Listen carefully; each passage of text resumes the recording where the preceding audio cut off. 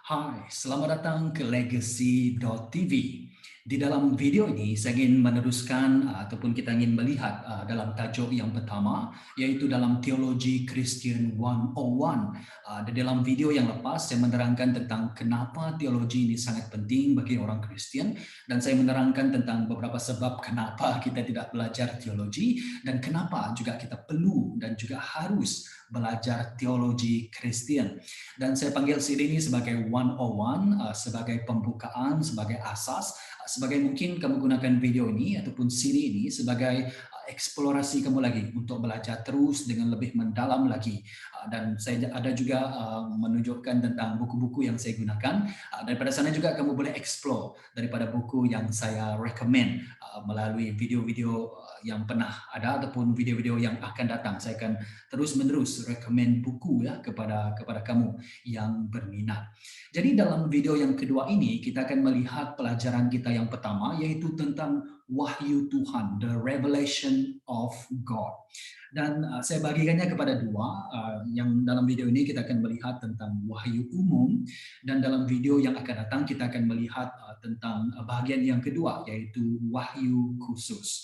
Oke, mari kita lihat silibus yang saya sudah sediakan. Seperti saya katakan tadi, kita sudah melihat bagaimana kenapa belajar teologi ini sangat penting. Kalau kamu belum lagi menonton video ini, saya sarankan kamu tonton supaya kamu boleh at least kamu didorong dan kamu akan melihat betapa pentingnya belajar teologi pada masa sekarang. Dan salah satu sebab yang saya katakan ialah banyak guru-guru dan juga nabi-nabi palsu yang muncul pada akhir zaman seperti pada masa sekarang. Jadi kalau kamu tidak menguatkan teologi kamu, maka kita akan mudah terpesong. Kita akan mudah percaya kepada perkara-perkara yang pelik-pelik lah, yang tidak yaitu bukan kebenaran di dalam Alkitab. Jadi belajar teologi, dan ianya bukan hanya khusus kepada orang yang pergi ke sekolah teologi, tapi semua kita juga harus ada tanggung jawab dan juga ada inisiatif untuk belajar teologi. Jadi dalam video ini kita akan melihat tentang wahyu Tuhan ataupun the revelation of God. Kita akan melihat bahagian yang pertama, wahyu umum, dan dalam video akan datang kita akan melihat tentang wahyu khusus. Sepatutnya pada mulanya saya berpikir, why don't I just compile kepada satu slide ataupun satu video.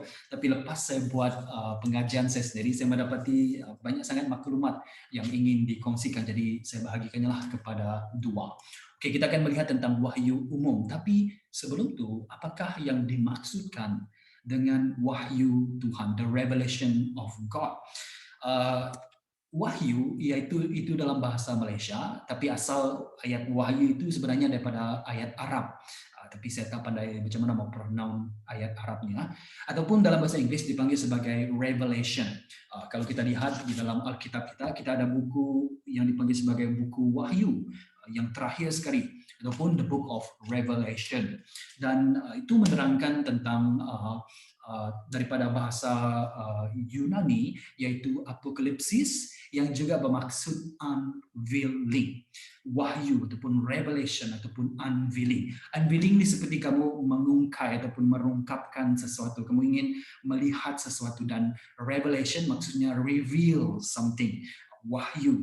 Dan kalau kita lihat dalam wahyu itu sendiri, tajuk buku ini juga dipanggil sebagai wahyu. Kalau kita melihat wahyu bab yang pertama, ayat pertama, inilah wahyu ataupun revelation ataupun unveiling ataupun apokalipsis Yesus Kristus yang dinyatakan Allah kepadanya supaya dia menyampaikan kepada hamba-hambanya segala yang pasti segera terjadi. Jadi wahyu bukan hanya merujuk kepada apa yang akan datang, tetapi wahyu juga merujuk kepada apa yang Tuhan telah ungkapkan ataupun ungkaikan kepada kita. Jadi untuk pelajaran kita, saya gunakan ini dalam konteks teologi yang kita akan pelajari. Wahyu bermaksud ini, Tuhan menunjukkan, mengungkaikan, dan memperlihatkan kebenaran dirinya dan tentang dirinya. Dan ini dua perkara yang sangat penting, yaitu di dalam wahyu Tuhan menyatakan tentang kebenaran dirinya, yaitu dia menunjukkan tentang diri dia. Tapi bukan itu saja, malah dalam Wahyu Tuhan menunjukkan tentang dirinya. Contohnya kalau kamu lihat video, kamu lihat muka saya, apa yang saya katakan dan sebagainya. Dan kalau saya ingin menerangkan tentang diri saya kena tulis biologi tentang biografi tentang diri saya. Saya katakan apa yang saya minat makan, apa yang saya suka, apa yang saya tidak suka, dan itu ialah tentang saya. Jadi wahyu yang kita perhatikan, wahyu Tuhan, ianya merujuk tentang kebenaran tentang Tuhan itu sendiri dan juga tentang Dia. So it is God and also about God. So that is pengertian kita. Sepatutnya di dalam pengertian kita tentang maksud wahyu. Alright? Dan kenapa wahyu ini sangat-sangat diperlukan bagi kita? Begini, manusia terbatas. Kita ada limit kita sendiri. Tetapi Tuhan tiada batas. There is no limit for God. Maka untuk menyatakan dirinya, Dia harus berinisiatif memberi wahyu kepada manusia supaya kita boleh mengenal dan bersekutu dengannya. Jadi, kenapa wahyu sangat-sangat diperlukan? Dan seperti kita lihat dekat sini adalah ya kita terbatas, tapi Tuhan tidak terbatas, maka kita tidak boleh naik ke surga sebab kita terbatas. Tapi Tuhan boleh turun dari surga ke bumi, ataupun Tuhan boleh menunjukkan diri Dia kepada kita. Jadi ianya tidak bergantung kepada inisiatif kita. Walaupun kita katakan, oh saya ingin inisiatif lah untuk mengenal Tuhan. Jadi bolehkah kita pergi ke surga? Bolehkah kita pergi ke tempat Tuhan untuk mengenali Dia? Tidak boleh. The only way untuk kita mengenali Tuhan ialah apabila Tuhan turun. Dia yang harus ada inisiatif dahulu untuk menunjukkan tentang diri Dia.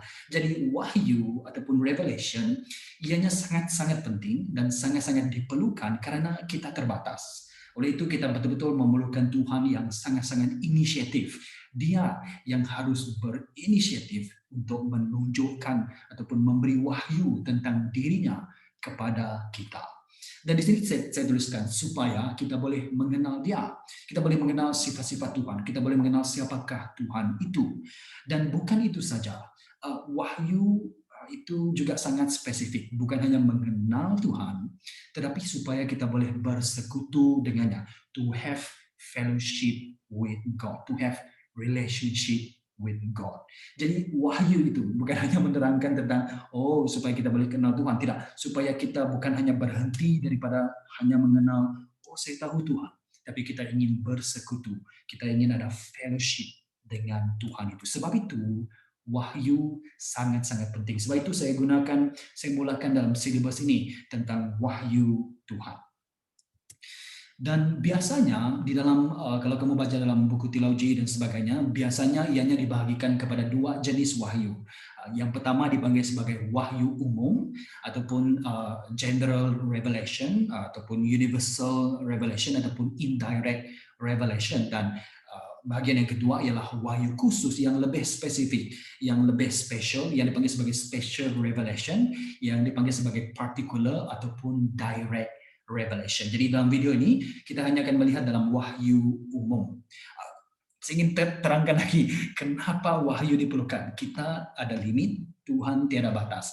Maka Tuhan harus berinisiatif untuk memberi wahyu kepada kita, untuk kita, supaya kita boleh mengenal Dia dan to have relationship with Him. Right? If you get this maksud tentang wahyu Tuhan, you will appreciate apa yang Tuhan lakukan di dalam kehidupan kita. Oke, mari kita lihat tentang wahyu umum. Wahyu umum bermaksud wahyu itu ditunjukkan kepada semua orang. Kalau kita kembali balik dalam slide yang tadi, wahyu umum juga bermaksud general, is a general untuk semua orang, dan juga universal untuk semua orang. Universal macam ayat universe, maksudnya semua orang boleh lihat tentang wahyu umum ini. Dan juga indirect, maksudnya sama ada kamu mencari ke tidak mencari, kamu akan melihat tentang wahyu umum ini. Dan wahyu umum ialah ditunjukkan kepada semua orang. Tidak kira sama ada orang itu percaya ataupun orang tidak percaya, sama ada dia theist ataupun atheist, sama ada dia agnostik dan sebagainya, semuanya ditunjukkan kepada semua orang. Tidak kira orang itu berdosa ke dia tidak berdosa, sama ada dia orang baik ke orang jahat. wahyu umum ditunjukkan kepada everyone. So itu nanti kita akan perhatikan melalui firman, dikatakan tidak ada orang yang boleh memberi alasan bahwa saya tak kenal Tuhan, tak boleh. Sebab wahyu umum ditunjukkan kepada everyone. Tidak kira budaya kamu ke, kamu di seberang dunia sana ke, di Afrika ke, di mana-mana saja kamu berada, ataupun kamu berada di hutan Amazon pun, wahyu umum itu ada. Wahyu itu ditunjukkan kepada semua orang in every culture, any time of human being, dan sebagainya. So that is why wahyu umum ini sangat-sangat penting. Dan biasanya ianya dibagikan kepada 3 kategori. Kalau tadi kita melihat wahyu Tuhan itu dibagikan kepada 2, wahyu umum dan juga wahyu khusus. Dan dalam wahyu umum itu juga dibagikan kepada 3 kategori, yaitu alam ataupun nature. Nature ini bukan hanya merujuk kepada alam sekitar, tetapi nature dari segi universe or anything yang ciptaan Tuhan, alam ciptaan Tuhan. Dan yang kedua adalah melalui sejarah, yaitu history, especially human history. Dan yang ketiga kita akan melihat dari segi manusia itu sendiri, kita sendiri, kemanusiaan kita, ataupun our humanity. Jadi ada juga yang bagi kategori yang keempat dan sebagainya, tapi let us just focus dengan 3 kategori ini untuk menerangkan apakah itu yang dimaksudkan dengan wahyu umum. Oke, mari kita lihat yang pertama, alam ataupun nature. Seperti saya katakan tadi, alam is not just nature yang alam sekitar dan sebagainya. Alam ini bermaksud universe or anything yang Tuhan sudah create, yang Tuhan telah wujudkan, ciptakan dan sebagainya. Jadi, mari kita lihat dalam Mazmur bab yang ke-19. Ini petikan firman yang agak popular ya untuk kita melihat tentang wahyu umum, general revelation dari segi nature. Mazmur bab yang ke-19, seperti saya katakan, kita akan melihat menggunakan AVB, Alkitab versi Boniel, berkata begini, seluruh langit mengakui kemuliaan Allah dan cakrawala menunjukkan ciptaannya. Ataupun dalam New King James Version berkata begini, the heavens declare the glory of God and the firmament shows his handiwork. So apa yang kita boleh perhatikan di sini? Dikatakan seluruh langit ataupun dalam bahasa Inggris heavens, dan heavens ini heaven bukan hanya surga saja, tapi heavens ini merujuk kepada segala ciptaan universe lah, boleh dikatakan seluruh langit mengakui kemuliaan Allah. The heavens declares the glory of God. Dan cakrawala ataupun the firmaments ataupun the expanse of heaven dekat sana shows, menunjukkan ciptaan Tuhan, ataupun show his handiwork, the work of his hand. Jadi begini, apabila kita melihat tentang wahyu umum dari segi alam ataupun nature, ianya telah memberikan kita the signature of God. Contohnya sign, tanda tangan Tuhan. You can see clue about siapakah Tuhan itu melalui ciptaannya, apa yang Tuhan ciptakan. Di sana juga kita boleh melihat clue-clue tentang kalau ada ciptaan mesti ada pencipta. Dan ya, ianya menunjukkan the glory of God dan juga show his handwork. So ini sangat penting. Ayat ini yang sangat penting. Sebenarnya banyak petikan firman lain yang kita boleh perhatikan juga lah, tapi ini ayat yang sangat popular dan saya rasa ini sangat-sangat direct tentang wahyu umum dari segi nature. Begitu juga dalam Roma, ini sepatutnya ada slide yang ketiga kan, slow-slow lah, tapi okay, dia tiba-tiba keluar semua. Dalam Roma bab yang pertama ayat ke-19 hingga ayat ke-20 berkata begini, segala yang mungkin diketahui oleh manusia tentang Allah telah dinyatakan bagi mereka. Allah sendiri telah menyatakannya kepada mereka. Sejak dunia diciptakan, sifat-sifat Allah yang tidak kelihatan, yaitu kuasanya yang kekal dan keilahiannya, semuanya jelas ternyata serta difahami melalui segala ciptaannya. Oleh itu, mereka ataupun manusia tidak dapat berdalih lagi. Mari kita lihat petikan yang segala yang mungkin diketahui oleh manusia tentang Allah telah nyata bagi mereka. Dan ini merujuk kepada segala ini bukan merujuk kepada segala-galanya tentang Tuhan, tapi segala-gala yang cukup untuk manusia mengetahui tentang adanya kewujudan Tuhan itu sudah dinyatakan dan boleh ataupun mungkin diketahui oleh manusia tentang Allah, telah dinyatakan bagi mereka. Jadi banyak bukti ataupun cukup bukti ataupun segala ini menunjukkan merujuk kepada segala bukti-bukti yang cukup untuk kita membuat kesimpulan manusia bahwa Tuhan wujud. Dan lagi saya sambung, Allah sendiri telah menyatakannya kepada mereka. Sejak dunia diciptakan, dan ini satu lagi ayat yang sangat menarik, dunia diciptakan. Jadi maksudnya ada pencipta yang mencipta dunia ini. Sifat-sifat Allah yang tidak kelihatan, yaitu kuasanya yang kekal dan keilahiannya, itu kita tak boleh lihat, itu kita tak boleh nampak. Tapi kita boleh nampak clue-clue tentang Tuhan, yaitu sifat-sifat Allah yang kita boleh perhatikan melalui ciptaannya yang sangat general untuk kita perhatikan, dan semuanya jelas ternyata serta difahami melalui segala ciptaannya. Oleh itu mereka ataupun manusia tidak dapat berdalih lagi.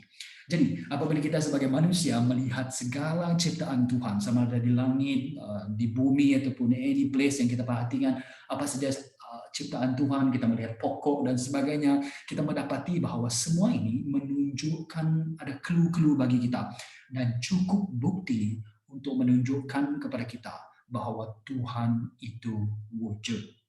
Jadi saya bagi contoh, saya sendiri suka membaca dan juga menonton dokumentari tentang space, alam angkasa lepas dan juga alam semula jadi. Malah saya suka belajar pasal fizik dan sebagainya, walaupun mungkin saya tak jadi fizisis kan, tapi saya juga suka tentang belajar tentang sains dan sebagainya. Contohnya saya ada video yang saya beli, How Earth Made Us, wow. Dan juga Wonders of Life, wow. Dan juga Hidden Kingdom, the kingdom of animal, insects dan sebagainya, How Nature Works, seperti dan juga Supersize Earth dan sebagainya. So ini daripada BBC, dan kalau kamu suka, kalau kamu ada Astro, tapi di rumah saya tak ada TV, tak ada channel TV ya. Kamu boleh tengok dengan National Geographic, itu pun saya suka tengok. And all of that, apabila saya melihat alam ciptaan Tuhan, angkasa lepas, ataupun saya melihat natures, saya melihat pokok, saya melihat insect, saya melihat animals dan sebagainya. Ianya tidak boleh tidak untuk saya terus membuat kesimpulan bahwa it's impossible, benda ini wujud macam itu saja. It must be ada pencipta, it must be God, it must be someone yang higher, yang mencipta segala-galanya. Contohnya kalau kamu lihat pasal fizik ya, saya suka pasal fizik. You look at macam mana cahaya itu dibentuk. Light, is it particle or is it wave? Dan banyak lagi teori relativism, Albert Einstein dan sebagainya. When you look at all of this, the structure of the world around us, bagi saya lah, mungkin ada orang lihat sebagai, oh ini mungkin evolution, ataupun ini datang sebagai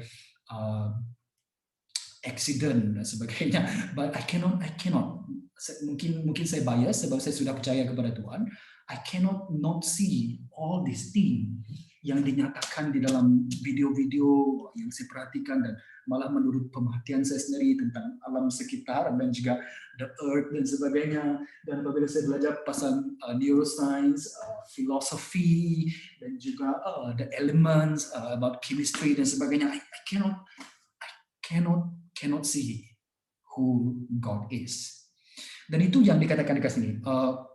Jadi manusia tidak dapat berdalih. Manusia tidak boleh memberi alasan yang tak ada clue pun tentang Tuhan. Tidak.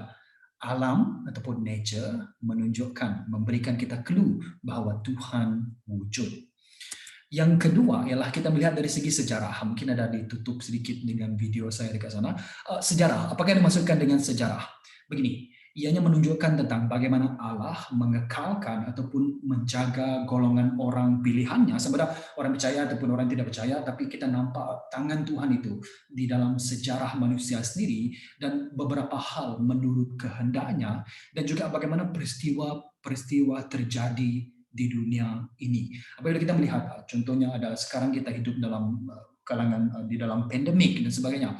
Dan kalau kamu mengenal Tuhan, kamu akan nampak seperti ada series of what God is doing in the world today di dalam sejarah kita sendiri. Contohnya, mari saya bagi contoh sedikit. Mungkin ada yang kurang pasti dengan apa yang saya maksudkan dengan sejarah. Contohnya ini, contohnya kita melihat tentang umat Israel.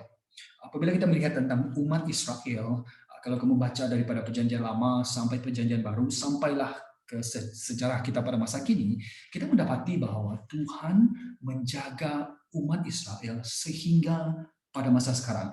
This is a small nation though. This is very small, sangat-sangat kecil. Kecil lagi daripada China, kecil lagi daripada Rusia, sangat-sangat kecil. Tapi kita nampak melalui sejarah manusia, kita nampak pekerjaan Tuhan itu di dalam sejarahnya. Contohnya umat Israel ini adalah, kalau kita lihat dalam Roma bab yang ke-10, Roman chapter 10, banyak kita akan memetik Roma, kita akan mendapati bahwa kalau kita lihat dalam Roma bab yang ke-9, Tuhan telah memilih umat pilihannya, yaitu Israel, dan juga orang yang telah predestined by God to be saved, dan juga to datang kepada Dia, dan sebagainya. Dan dikatakan oleh Paulus, saya ringkaskan betul-betul nih, dikatakan bahwa secara umumnya, in general, umat Israel tidak setia kepada Tuhan dan mereka tidak menerima message the gospel of Jesus Christ. Mereka tidak terima dan sebagainya. Dan oleh itu orang bukan Israel akan menerima Tuhan dan sebagainya. Tapi kalau kita lihat dalam Roma bab yang ke-10, Paulus berkata, ya, memang Israel tidak beriman secara general. Memang Israel secara general menolak pekerjaan Tuhan.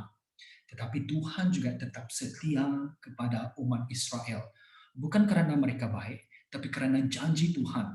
Daripada awal lagi melalui Abraham, banyak Tuhan telah membuat perjanjian covenant dengan Israel. Walaupun Israel tidak mentaati Tuhan, they are unfaithful. Bukan hanya unfaithful, mereka reject Tuhan secara in general, secara umumnya.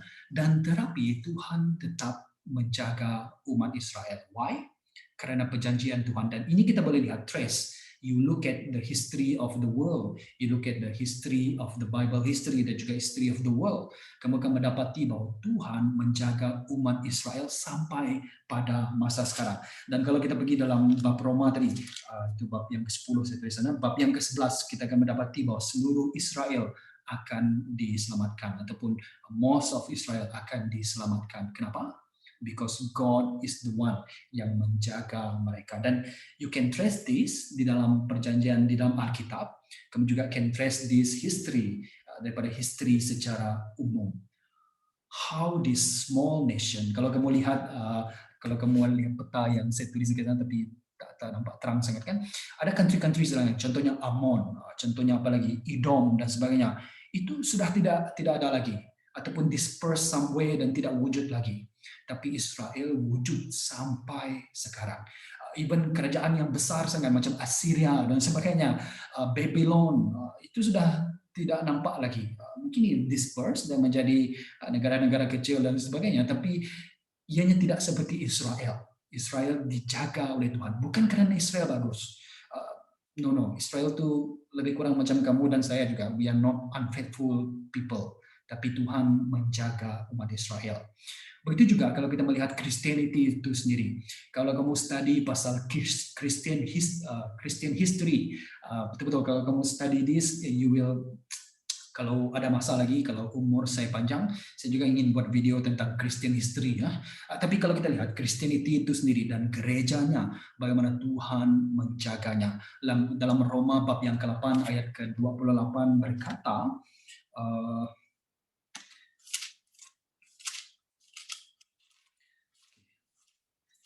Roma bab yang ke-8. Dan kita tahu bahwa dalam semua hal Allah bekerja untuk kebaikan orang yang mengasihinya, yang telah dipanggil menurut rancangannya. Jadi apabila Tuhan memanggil umatnya, Kristen ataupun Christianity, dan juga gerejanya, Tuhan akan terus menjaga dan memelihara. God will preserve His own people and His own church. Yesus kata dalam Matius bab yang ke-16, I will build my church. Dan apabila kita melihat sejarah gereja, walaupun pada masa sekarang kamu nampak gereja kita seolah-olah banyak perkara yang pelik-pelik terjadi ya di dalam gereja secara universal dan sebagainya, but you must understand yang Tuhan yang membina gerejanya, dan Dia juga yang akan menjaga umatnya, umat Israel, umat Kristen, itu umat yang percaya kepadanya, dan juga gereja Tuhan. Dan this, you can look at this trace of history.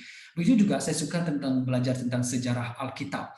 Contohnya kalau last time saya study pasal macam mana sejarah King James Version ini terjadi. Dan kalau kamu lihat bagaimana Tuhan menggerakkan orang menggunakan temuan pada peristiwa pada masa itu, dan bagaimana Alkitab ini diadakan, kamu akan nampak, wow, it must have ada the signature of God, ada handiwork of God di dalam setiap perkara ini tadi. Jadi sejarah itu sendiri juga sama ada biblical history or world history, you can see the trace bagaimana Tuhan menggunakan setiap peristiwa yang terjadi dalam sejarah kita. Malah pada masa sekarang juga kita boleh, kalau kamu ada mata rohani, kamu boleh melihat pekerjaan Tuhan di kalangan kita melalui sejarah. Dan yang ketiga ialah wahyu umum dari segi manusia. Itu kalau kamu tengok video itu kan saya menutup ayat manusia sana. Okay, never mind. Manusia ataupun humanity ataupun kemanusiaan. Dan dalam wahyu ini kita pergi kepada kitab Kejadian bab yang pertama ayat ke-26 hingga ayat ke-27. Berfirmanlah Allah, baiklah kita, ini saya akan terangkan tentang doktrin tentang Tuhan, tapi let us just fokus dengan ayat ini tentang the image of God. Baiklah kita menjadikan manusia menurut gambaran dan rupa kita. We made man in the image of God. Maka Allah menciptakan manusia menurut gambarannya, His image. Menurut gambaran Allah, Dia mencipta mereka lelaki dan perempuan. Dan kalau kita lihat nota dalam AVB, dikatakan begini, antara maksud gambaran ataupun the image of God, ataupun dalam bahasa Ibrani, saya tak berani pronounce itu, gambaran ataupun image, ialah image pribadi dan citra. Maka rangkaian kata menciptakan manusia menurut gambarannya, in his own image, merangkumi maksud manusia dicipta untuk menyerupai diri Tuhan, yaitu sebagai gambaran dan citraannya. Oke, kalau kamu tak berapa paham apa yang diperhatikan di sana, ialah apabila Tuhan mencipta kita dengan the image of God, dan ini kita akan perhati dengan lebih mendalam lagi dalam doktrin kemanusiaan yang kita akan perhatikan minggu-minggu yang akan datang. Dikatakan begini, apabila Tuhan mencipta kita menurut gambarannya, ada ciri-ciri Tuhan itu ataupun ciri-ciri yang kita boleh lihat apabila kita melihat manusia itu sendiri, apabila kamu melihat diri kamu sendiri secara umumnya. Tidak semua, contohnya Tuhan kita diciptakan, Tuhan tidak diciptakan, jadi itu memang kita tak bolehlah. Tapi image of God kita boleh melihat dari segi contohnya kita boleh mendapati bahwa what is right, what is wrong, generally speaking. Kita boleh lihat, oh this is justice lah, this is not just, dan sebagainya. Kita boleh tahu apa yang salah, apa yang tidak salah, walaupun mungkin standar kita berbeza. Tetapi disebabkan kita diciptakan dengan gambaran Tuhan, kita ada clue tentang Tuhan itu sendiri. Yang pertama dari kita lihat alam kan, kita melihat cakrawala, kita melihat langit, kita melihat natures, kita melihat segala ciptaan Tuhan, animal, insects, earth dan sebagainya. Tetapi apabila kita melihat within, apabila kita melihat diri kita sendiri juga dalam kemanusiaan kita, disebabkan kita dicipta menurut gambaran dan rupa Tuhan, dan gambaran Allah itu ada pada kita, maka apabila kita melihat within, kita juga boleh melihat bahwa oh, when I look at myself, saya boleh mendapati tentang kewujudan Tuhan. Kenapa? Karena there is something that in me or in human beings yang memberi clue kepada kita bahwa tentang kewujudan Tuhan itu ada.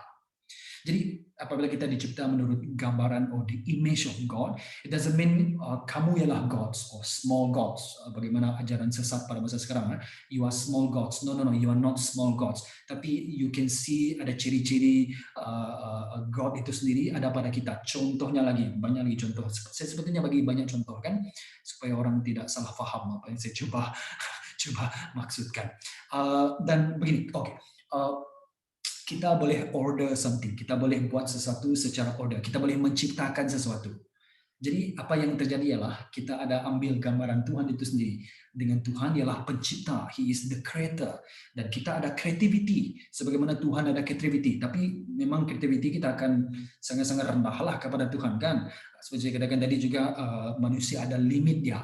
But in some extent we also have creativity. In some extent kita juga boleh create something. Contohnya rumah. Tuhan tidak cipta rumah, tapi Tuhan ciptakan pokok dan sebagainya supaya kita boleh tebang pokok itu, kita boleh gunakan kayu dekat pokok itu untuk membentuk rumah. Jadi, technically speaking, kita mencipta rumah, right? Tapi the material, raw material itu datang daripada Tuhan. In a sense of Tuhan menciptakan segala-galanya, kita juga boleh menciptakan sesuatu melalui ciptaan yang Tuhan sudah tunjukkan kepada kita. So there is a in the same way there is a sense yang kita mengambil gambaran Tuhan itu, walaupun kita ada limit dia tersendiri, limit kita terlampau bawah lah limit dekat sini. But we look at this. Contohnya apabila dalam struktur keluarga bapa itu sendiri, kita juga boleh melihat bapa kita sebagai gambaran Tuhan. Oh begini bapa sebenarnya. Tapi dia gambaran Tuhan yang lebih tinggi lagi, bahwa Bapa kita yang di surga is a totally different, but at the same time ada juga clue tentang Bapa kita di dunia. Okay. Panjang juga cerita di sana tentang kejadian. We are created in the image of God, jadi you can look within juga untuk melihat clue-clue tentang kewujudan Tuhan. Dalam pengkhotbah ataupun Ecclesiastes, bab yang ketiga ayat ke-11 berkata begini, Allah ataupun Tuhan telah meletakkan keabadian dalam hati manusia. He has put eternity in their heart. Saya rasa Saint Augustine, saya tak tulis nota itu. Saint Augustine mengatakan bahwa every human being, setiap kita ada hole, ada lubang dalam hati kita, di mana ianya hanya boleh diisi apabila kita mengenal Tuhan. Jadi, therefore kita melihat di sini, Tuhan telah meletakkan keabadian dalam hati manusia yang inside your heart. Dalam diri kamu, you can sense yang there is a God, there is something higher, there is someone yang more intelligent daripada kamu dan saya. There is a eternity in our heart. Dan apabila kita mengenal Yesus Kristus, Tuhan melalui Yesus Kristus, there is the full image of God. Then you can say, oh, this is the true God. Oke, bagi contohnya dalam sistem badan manusia itu sesuatu yang sangat-sangat kompleks. Dan apabila kita melihat contohnya immunity system, sistem pencernaan, itu semuanya sangat-sangat kompleks. Kalau kamu ada buku sains bersama kamu, you read science. Baca buku sains, jangan hanya buku Kristen saja. Jangan hanya baca novel, baca sains. Look at how complex is our immune system, our pencernaan is sangat-sangat interesting. How do we grow our brain dan sebagainya, dan semua ini menunjukkan sesuatu yang kompleks yang tidak mungkin boleh dicipta melalui natural selection seperti dalam Darwinism dan sebagainya, natural selection or survival of the fittest dan sebagainya, evolution dan sebagainya. Although I believe in some small measure there is an evolution yang wujud. Okay, but you look at this. Apabila kita melihat diri kita sendiri, badan manusia itu sendiri, sistem manusia itu sendiri, it is impossible untuk kita tiba-tiba terjadi. It must be ada creator. Kerumitan manusia, kita ada jasad, kita ada roh, kita ada akal, kita ada hati nurani, our consciousness, kita ada kesadaran, awareness, which is kadang-kadang pernah tak kamu contohnya ada accident yang akan terjadi, maybe someone yang closest to you, you can sense yang something bad is happening, but I don't know what. I can sense, ada kesadaran. From that you can see that there is something complex about human being, yang bukan hanya kita boleh belajar secara natural, but there's something yang unique about humanity itu sendiri, yang tidak lain tidak bukan harus menjurus kita untuk melihat betapa kewujudan Tuhan itu ada.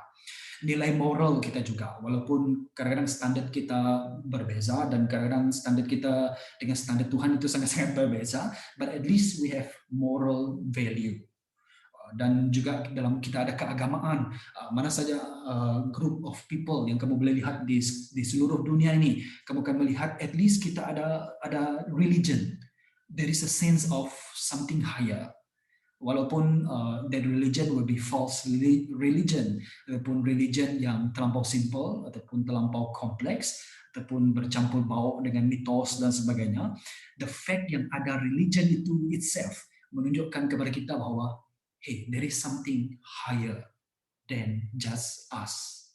So manusia itu sendiri melalui experience, melalui keagamaan kita, melalui budaya dan sebagainya. So all this should give us clue tentang wahyu umum itu dinyatakan kepada kita supaya kita boleh melihat tentang kewujudan Tuhan.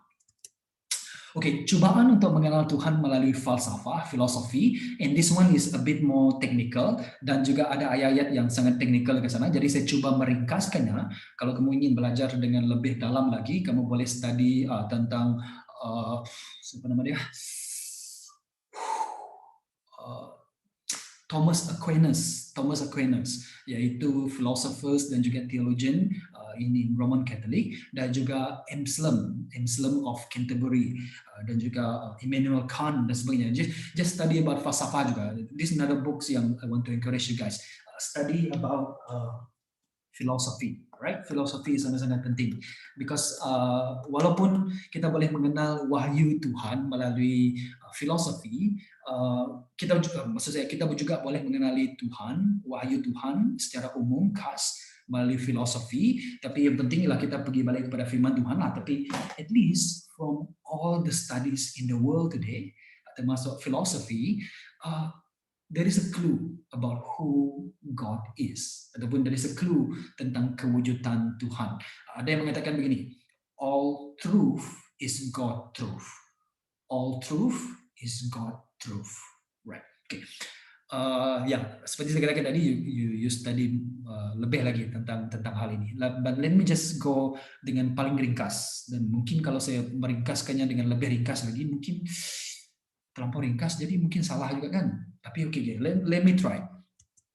Yang pertama ialah the argument about dari segi falsafah tentang wahyu umum dipanggil sebagai the cosmological argument. Ini daripada Thomas Aquinas. Lebih kurang begini, setiap perkara ada penyebabnya, ataupun setiap perkara ada penciptanya, ataupun setiap perkara ada sesuatu yang mewujudkannya. Yang dikatakan semakin jauh kamu pergi ke belakang, maksudnya kalau kita lihat cawan ini, saya minum dulu sedikit. Cawan ini, kalau kita pergi ke belakang lagi, siapa yang cipta cawan ini? Mungkin orang yang dekat kilang itu. Dan apabila kita pergi belakang lagi, bagaimana cawan ini terjadi? Di tanah liat, ada sedikit kaca dan sebagainya, dan kita melihat macam mana proses itu terjadi. Apabila kita pergi ke belakang, kita akan pergi kepada elemen yang sangat-sangat basic. Jadi dalam cosmological argument ialah kita melihat apa yang ada, kita pergi ke belakang lagi, kita pergi kepada apa yang cipta ini. Oke, kalau ini siapa yang cipta ini? Kalau kereta ini siapa yang cipta kereta ini? Oke, siapa yang cipta ini? Siapa yang cipta orang yang buat kereta ini? Dan sebagainya, kamu pergi ke belakang lagi, dan semakin lama kamu pergi ke belakang, reverse, semakin kamu dekat dengan, this is what Thomas Aquinas gunakan, uncaused ataupun unmoved mover, or because kamu tak boleh pergi ke belakang lagi, siapa yang cipta Tuhan? Contohnya soalan yang falsafah selalu katakan, okay, Tuhan mencipta segalanya, tapi who create God? Cannot be lah, God is infinite, nobody can create God. Jadi kamu akan pergi ke belakang sampai kamu berhenti kepada satu person or individu or object or anything yang kita things ataupun beings. Dan kalau menggunakan cosmological argument dari segi teologi, kamu pergi ke belakang lagi, there is a necessary being, dan kamu tak boleh pergi ke belakang lagi. You cannot, siapa yang cipta this necessary being? Dan you cannot have that answer. Dan kalau kamu berhenti di sana, therefore this necessary being, yang kalau kamu bilangkan therefore, it is God. So, lebih kurang macam itulah ada argument tentang cosmological argument. So, you look at the sky, kamu lihat the space, dan kamu tanya siapa yang cipta space ini? Dan mungkin bagi sains akan katakan, oh this is Big Bang. Dan mereka pergi ke belakang, oh maybe start from few atom yang collide dan sebagainya. Siapa yang cipta atom nih? Mungkin somewhere else, dan pergi belakang lagi. Dan you will always come up with necessary being. Maksudnya, there will always someone who is uncaused cause, or unmoved mover, or necessary being. Therefore, according to this argument, there is a God. Okay, that's how that. Okay, yang kedua adalah the teleological argument. Begini, dengan melihat ada susunan, ada atur, ada order, ada purpose in everything that you see. Contohnya, kalau kita lihat sel manusia, kamu melihat melalui mikroskop, kamu belajar tentang sel manusia, you will look at it as, oh, it must be order, mesti ada susunan. There is a purpose in it, there is order dalam setiap perkara.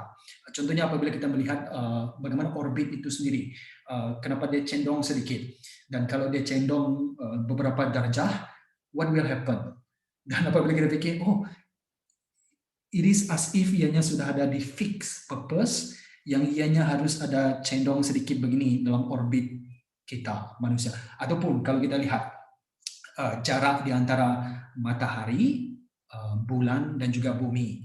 Dan semua itu is sangat-sangat ngam, sangat-sangat tune, sangat-sangat fix with one another. Kalau bulan itu bergerak sedikit ke beberapa meter ataupun beberapa kilometer dan sebagainya, it will change weather, it will change everything. So apabila kita melihat the cosmology, contohnya kita akan melihat bahwa as if everything is arranged, as if everything is in order. Of course there is ada perkara yang mungkin kita boleh cakapkan there is no order. Mungkin orang ada anak yang dilahirkan sebagai cacat dan sebagainya, dan kita fikir this is not order. But in general, apabila kita melihat benda secara keseluruhan, kita akan melihat there is order is happening. Jalan terjadi, ataupun macam mana bangunan ini boleh ada. It must be ada plan, must be ada maps untuk menunjukkannya, ataupun arsitek untuk menunjukkan about what is the purpose or order is happening around, ataupun sarang laba-laba kamu melihat, ataupun sarang lebah dan sebagainya. So when you look at order, when you look at purpose, you will see this sebagai teleological argument, dan kamu mengatakan bahwa it must be someone yang menciptakannya. It must be someone or something yang menciptakannya. Okay. Argument yang ketiga, berapa menit sudah kita? Ialah anthropological argument. Anthropological ialah tentang pengajian ataupun the study of human. Dan apabila kita melihat kembali balik pada sifat moral manusia itu tadi, etika kita dan kesedaran awareness, dan juga kesedaran kita tentang agama, about religion, budaya dan sebagainya, kita mendapati bahwa actually there is something or someone higher than us. Kenapa ada agama? Kenapa ada agama dan we think yang ada benda yang lebih more higher than us? It can be spirit, it can be God. Kamu boleh katakan contohnya dalam Greek mythology, kamu akan lihat bahwa there is a dewa dewi, there is a Zeus yang lebih besar lagi. So even in that false idea tentang religion, you will always have sense, kesedaran, you always have consciousness. Kamu ada hole in your heart. Kamu ada what I call just now, eternity in your heart, yang there must be something higher. So that is anthropological. Apabila kamu melihat sifat-sifat manusia juga, setiap kita akan mengatakan something is wrong. Apabila pembunuh bunuh seorang anak, dan kalau kita tidak ada moral, kita akan cakap, kenapa kamu marah? Kenapa kamu marah? Why are you mad? Because you know deep within your heart it is wrong. Apabila ada rape terjadi, merogol, seorang bapa merogol anak dia, dan all of us, tidak kira kamu Kristian ke, bukan Kristian ke, kamu atheist ke, kamu tak percaya Tuhan ke dan sebagainya, kamu akan cakap this is wrong. But then the question will be, kalau kamu atheist, kalau kamu tidak mengenal Tuhan, why do you think it is wrong? Then you say because of culture or because of human value, kita dikumpulkan bersama dan sebagainya. Tapi kalau kamu pergi ke belakang lagi dan sebagainya, kita lihat secara filosofi dan sebagainya, you can see there must be something yang morally pure or morally good in order for you to say this is good or this is bad. Okay, so that is what I mean by sifat moral manusia dan sebagainya. Religion is quite powerful too. Dan argument yang keempat, saya rasa this is very weak argument, dipanggil sebagai ontological argument. Begini, ianya tentang kewujudan metafisik. Metafisik maksudnya sesuatu yang kamu tak boleh fisik at least kamu boleh measure, tapi metafisik kamu tak boleh measure, tak boleh ukur. Jadi begini, menurut ontological argument ini sangat-sangat ringkas, mungkin sangat ringkas sehingga akan mungkin tak berapa tepat. Begini, sesuatu yang secara logik yang kamu boleh difikirkan manusia, kalau manusia boleh berfikir bahwa Tuhan wujud dan tidak ada yang lebih lagi besar daripada Tuhan itu wujud, dan jika kita boleh berfikir ada sesuatu ataupun pribadi yang esa dan tiada yang lebih esa lagi daripada Tuhan, maka Tuhan wujud. It's a bad argument, but the main gist, the main point of ontological argument ialah if you can think something or someone higher, dan tidak ada lagi yang kamu fikirkan yang lebih higher daripada higher being yang kamu fikirkan, dan because you cannot boleh fikirkan benda yang lebih tinggi lagi daripada apa yang kamu fikirkan lebih tinggi, maka yang tinggi itu ialah Tuhan. So ataupun maka if you think yang Tuhan wujud dan kamu fikirkan what is higher daripada Tuhan wujud, dan kamu tak boleh fikirkan anyone or anything yang higher daripada God lebih tinggi lagi dari sana. Therefore Tuhan itu wujud. Ini falsafah sepatutnya. Jadi let me conclude it here. Number one, cosmological argument pada pendapat saya is quite interesting. Setiap perkara ada penyebabnya, therefore Tuhan wujud. I think for me this is quite good argument. Yang kedua is teleological argument, juga kita boleh melihat susun or order or purpose. Of course there is variance, or of course there is benda yang always out of order dan sebagainya, but generally speaking there is purpose, there is order in things around us. Jadi pada pendapat saya this is good philosophy.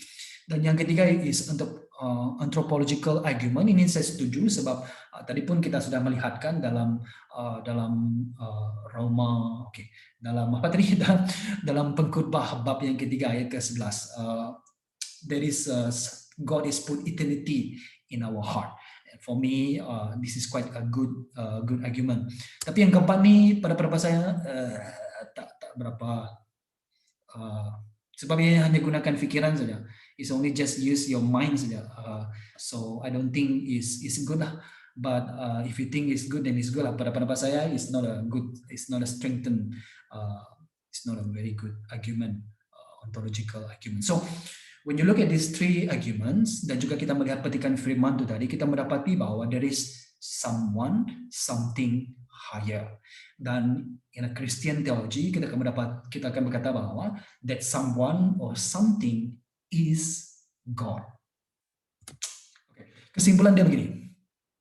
Let me bagi kesimpulan kepada kita.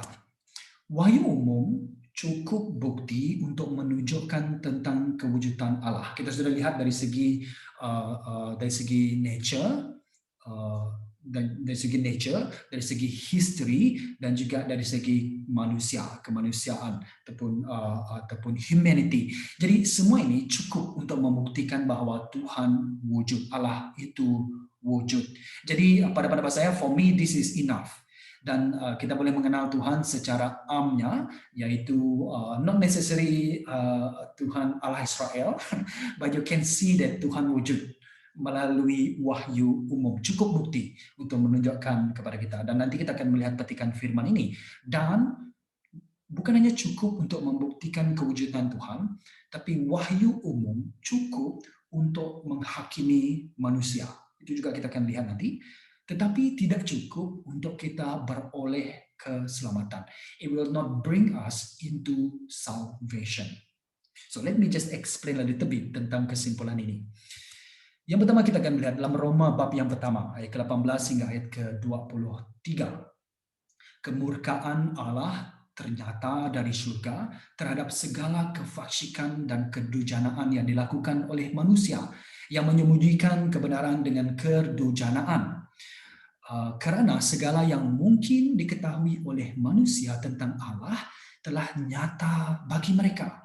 Allah sendiri telah menyatakannya kepada mereka. Ini kita sudah perhatikan dari sejak dunia diciptakan, sifat-sifat Allah yang tidak kelihatan, yaitu kuasanya yang kekal dan keilahiannya, semuanya jelas ternyata serta difahami melalui segala ciptaannya. Oleh itu, mereka ataupun manusia tidak dapat berdalih lagi. Semuanya cukup bukti, wahyu umum cukup bukti tentang kewujudan Tuhan.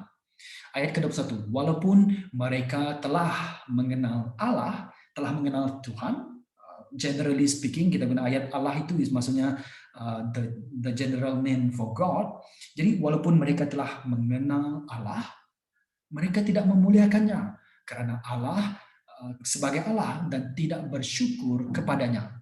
Sebaliknya mereka memikirkan yang sia-sia dan hati mereka tolol, diliputi kegelapan. Mereka mengaku diri bijaksana, tetapi sebenarnya mereka tolol. Mereka berpaling daripada kemuliaan Allah yang kekal abadi, lalu menyembah patung-patung yang diperbuat seperti bentuk manusia yang fana, burung, hewan berkaki empat, dan binatang yang menjalar. Apabila kita lihat ayat yang ke-23, mereka menyembah apa? Mereka telah melihat kewujudan Tuhan, mereka telah mengetahui bahwa Tuhan itu wujud ataupun there is a something or someone higher. Dan apa yang mereka lakukan dengan hal itu? Mereka menyembah berhala. Mereka menyembah patung-patung. Mereka menyembah patung-patung yang dibuat seperti bentuk manusia fana, burung, hewan dan sebagainya. Kenapa mereka buat patung-patung itu?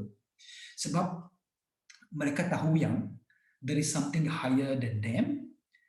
Mungkin mereka tidak mengenal siapakah Tuhan itu secara pribadi, Tuhan Allah Israel, God the Father, melalui Yesus Kristus, the Son, which is the highest wahyu, revelation about who God is. But at least they know kewujudan Tuhan. And dengan menyembah patung-patung ataupun menyembah berhala, ini menunjukkan bahwa mereka tahu there is someone or something higher than themselves. Walaupun menyembah berhala itu salah, but at least mereka tahu there is something higher, there is God or gods in their mind dan sebagainya. Jadi sebab itu kita kembali balik pada ayat yang mana tadi? Ayat yang ke-20. Oleh itu mereka tidak dapat berdalih lagi. Sebab itu kita pergi balik kepada kesimpulan tadi. Wahyu umum cukup bukti untuk menunjukkan tentang kewujudan Allah. Apabila kita melihat dalam kisah para rasul bab yang ke-14 ayat ke-14 hingga ayat ke-17, lebih kurang berkata begitu juga. Apabila Barnabas dan Paulus mendengar apa yang hendak dilakukan oleh orang di situ, mereka mengoyakkan pakaian dan berlari di tengah-tengah orang ramai sambil berseru. Ini kenapa? Karena orang pada masa itu mengatakan bahwa Barnabas adalah seperti Zeus dan Paulus ya seperti Hermes, pembantu bagi Zeus. Jadi apabila mereka dipanggil sebagai Tuhan orang Greek, orang Yunani pada masa itu, jadi mereka mengoyakkan pakaian mereka dan ini kata mereka daripada ayat yang ke-15. Mengapa kamu berbuat begini? Yaitu mereka ingin menyembah Barnabas dan Paulus. Kami manusia biasa seperti kamu sekalian. Kami datang membawa berita baik supaya kamu berhenti daripada pemujaan yang sia-sia ini dan datang kepada Allah yang hidup, yang menjadikan langit, lihat, bumi dan laut serta segala yang di dalamnya. The heavens shows the glory of God and the handiwork of God. Itu kita sudah perhatikan tadi. Ayat ke-16, pada zaman silam Allah membiarkan manusia mengikut jalan masing-masing. Namun demikian Allah sentiasa memberikan kesaksian tentang dirinya dengan kebaikan yang dilakukannya. Dia mengkurniaimu hujan dari langit dan hasil dari bumi menurut musimnya. Dia memuaskan hatimu dengan makanan dan kegembiraan. Tuhan menghujani bagi orang yang percaya kepada orang yang tidak percaya. This is clue tentang kewujudan Tuhan. Begitu juga dengan betapa perubahan musim. Mungkin di Malaysia kita tidak ada perubahan musim, kita ada satu musim saja. Dua musim tengkujuh dan musim kemarau. Tapi selalunya di tempat-tempat Europe dan sebagainya mereka ada 3 musim, ataupun di Jepang. Jadi Tuhan melakukan semua ini dan memberikan kesaksian tentang dirinya dengan kebaikan yang Tuhan lakukan kepada manusia. Jadi tidak ada alasan. Banyak lagi petikan firman yang lain, tapi cukup untuk kita katakan di sini tidak ada alasan. Wahyu umum cukup untuk membuktikan tentang kewujudan Tuhan.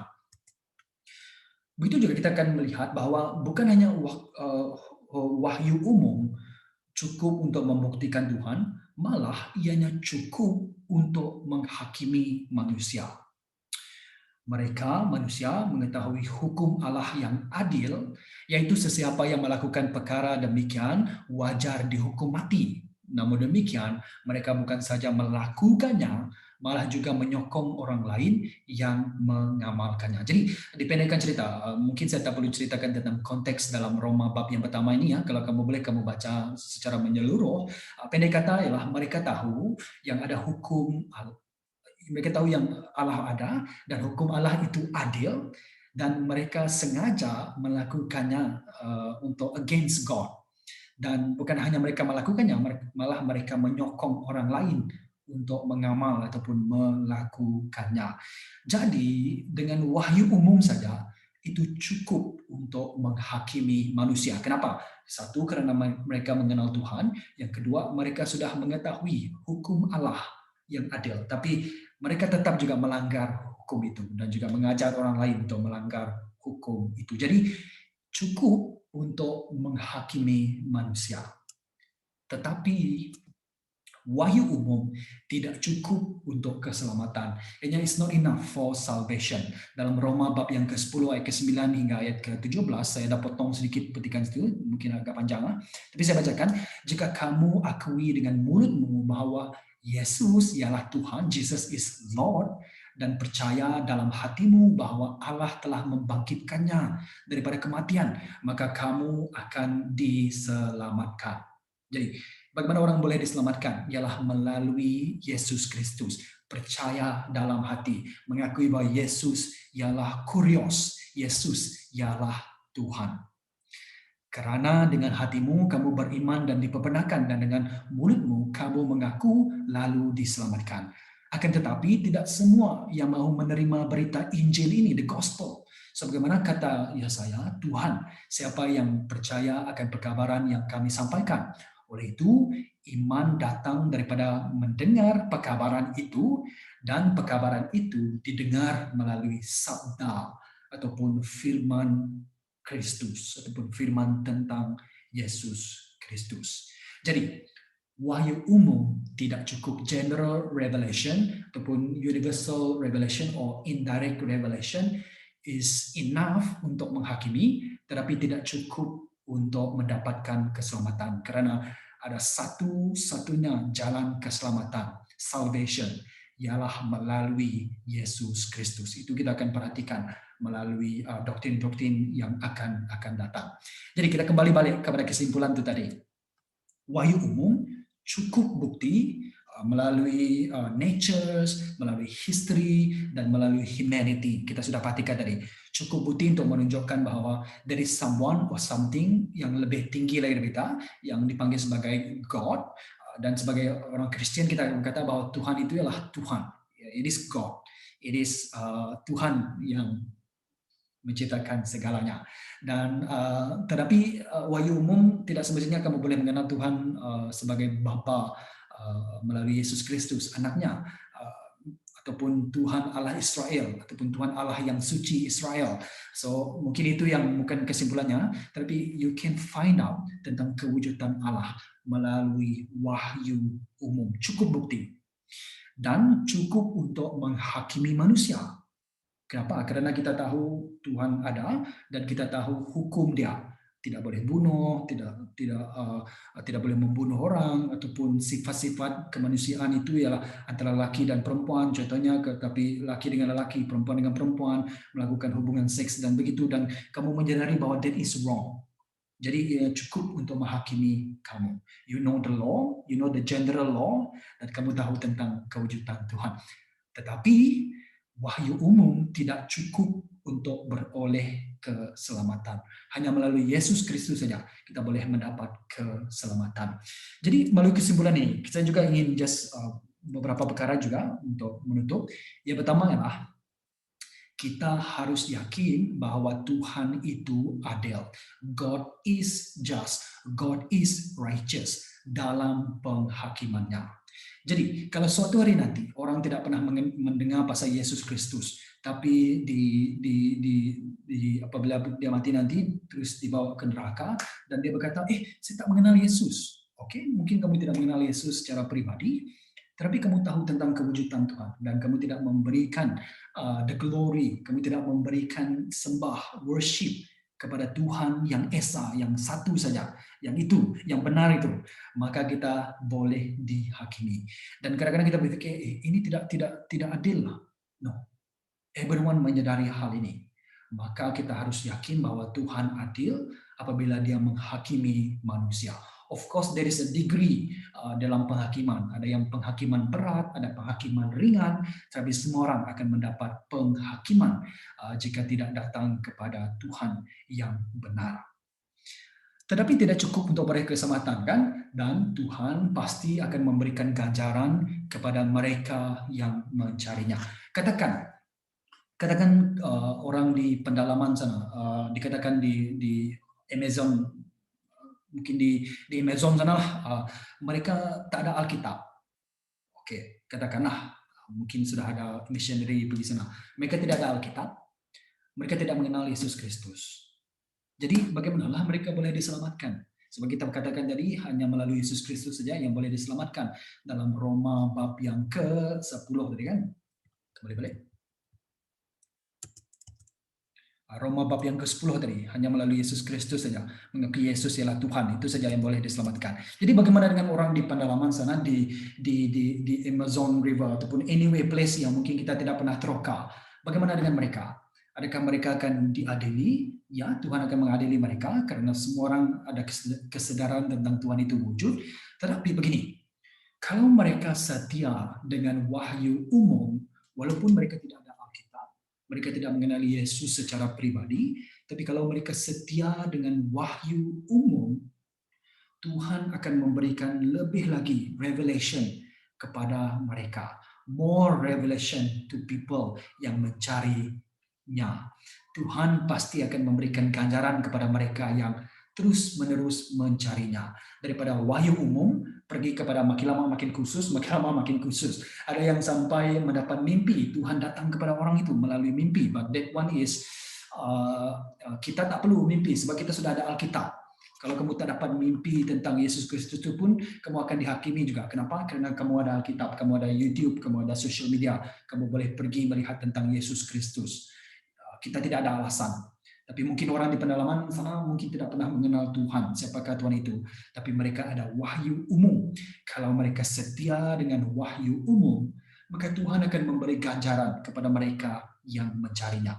Itu saya petik dalam Ibrani bab yang ke-11 ataupun the book of Hebrew. Ibrani bab yang ke-11 ayat ke-6 berkata begini. Tetapi tanpa iman mustahil didapati keredaannya. Sesiapa yang datang kepada Allah mestilah beriman bahwa Allah wujud. Right? That is basic. Dia harus beriman bahwa Allah wujud dan Dia memberikan ganjaran kepada mereka yang berusaha untuk mencarinya. So, kamu tahu tentang kewujudan Tuhan. That is interesting, penting sebab cukup bukti bahwa Tuhan Allah itu wujud. Tapi kalau kamu terus-menerus mencari Dia, Tuhan akan memberi ganjaran dan kepada mereka yang terus-menerus mencari Dia. Wahyu umum tidak cukup untuk mendapatkan keselamatan. Hanya melalui Yesus Kristus saja kita boleh mendapatkan keselamatan. Tapi kalau kita setia dengan wahyu umum, Tuhan akan terus-menerus memberikan wahyu yang lebih khusus dan khusus lagi supaya kamu boleh mengenali siapakah Tuhan itu melalui Yesus Kristus. Wow, this is very interesting for me. Contohnya, saya ending dengan cerita bagi pinjam uang. Begini, katakan kamu mau pinjam uang kepada saya, 5 ringgit kamu mau pinjam. Oke, saya bagi kamu 5 ringgit untuk kamu pinjam. Kemudian the next day kamu tak bayar balik 5 ringgit itu kepada saya. Do you think next time kamu datang balik, kamu mau pinjam balik dengan saya, do you think I will give it to you? Mungkin 5 ringgit tak ada masalah lah. Kalau 5.000 macam mana? Kita guna 5.000 lah. Kamu pinjam 5.000, lepas tu kamu tak bagi balik 5.000 itu kepada saya, dan the next day kamu pinjam lagi 5.000. Do you think saya akan bagi kepada kamu? I think no lah kan. Saya guna analogi ini sebagai manusia lah. I think I will not give more. Tapi kamu bayangkan, kamu pinjam 5.000 daripada saya. Kemudian kamu bagi balik 5.000 pada saya. Mungkin 5.000 dengan riba-riba sekali, mungkin salah. Oke, bagi balik duit 5.000 kepada saya. Dan the next day ataupun the next time kamu mau pinjam balik kepada saya. Do you think I will bagi pinjam kepada kamu? Of course, saya akan bagi pinjam dengan kamu balik. Why? Karena kamu setia dengan apa yang kamu sudah diberikan. Begitu juga kalau kita setia dengan wahyu umum dan kita ingin meneroka ataupun ingin mengenali Tuhan itu melalui wahyu umum ini, Tuhan akan lama-kelamaan akan memberi ganjaran kepada mereka yang mencarinya, dan lama-kelamaan kamu akan mengenali siapakah Tuhan yang sebenar itu melalui wahyu khusus yang kita akan pelajari di dalam video yang akan datang. From there, you will know who is Jesus Christ. Sebab itu yang akan datang daripada wahyu umum ini sangat-sangat penting. Alright, kita sudah habis yang video yang pertama. Kalau kamu belum lagi belajar mendengar daripada kenapa belajar teologi ini sangat penting, kamu dengar. Dan juga kita sudah habis untuk bahagian yang pertama, wahyu Tuhan, the revelation of God, melalui wahyu umum. Dan dalam video yang akan datang, kita akan melihat tentang wahyu khusus. If this video memberkati kamu, bless it and kongsikan kepada yang lain juga.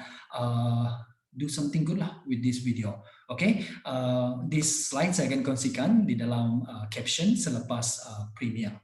Kita berjumpa lagi di dalam video yang akan datang.